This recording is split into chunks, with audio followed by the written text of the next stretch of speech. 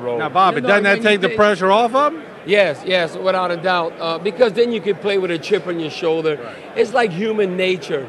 I mean, even though people do respect you, you want to take the approach that nobody respects you. Like, I'm going to show them and keep that chip on your shoulder. Come on, realistically, you can't count the Carolina game, but every game the Saints have played, they've been favored.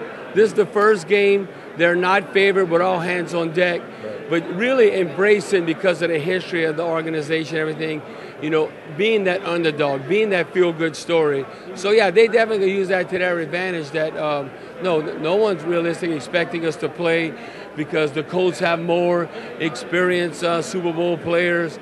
Peyton Manning has already won a Super Bowl. But we just need Greg Williams and that defense to do what they've done in the playoffs and really kind of their mindset, you forcing turnovers. Now, Martin, if you look at Greg Williams, and, everybody wants to name the defense. They started out hot.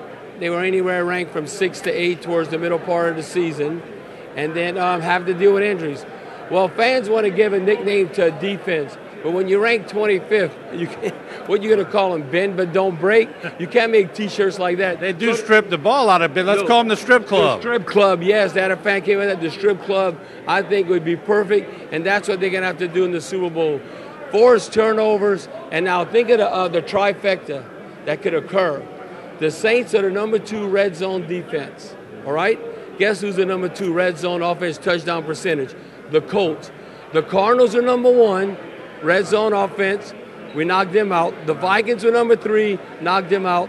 Now just take care of business against the Colts. You would have beaten, because it's always about getting in the end zone. The top 3 touchdown percentage red zone offenses, and like I said, the Saints being number 2. If they can come up big, force turnovers by Peyton in the red zone, or just make them kick field goals.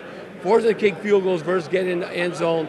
If Drew Brees is keeping pace with Peyton, we have the number 1 scoring offense that should be good enough to win. Isn't it all about hype, though? Because when you get to Super Bowl week, as long as the team can focus on the fact that they beat 5 Super Bowl quarterbacks this year, really everything else is a bunch of baloney, isn't it? Yeah. No, it's all hype and, certain mystique.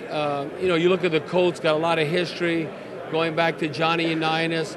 Look at the number of times where they were in Baltimore, Indianapolis, that they've been in the Super Bowl. No, it's this year. This year is now. Right. Think about this. Since Coach Peyton and Drew Brees has come on board, all the ants and wearing the badge, you got to be kidding me.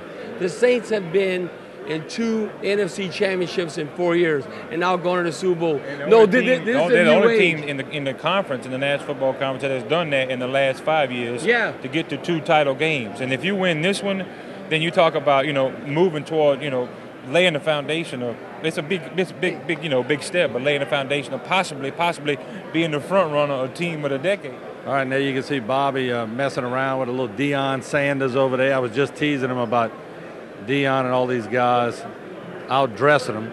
Well, there you go. So you see Bobby's still on the network out here. He's working the crowd, still in pretty good shape with all of his ex-players, and that's a good thing.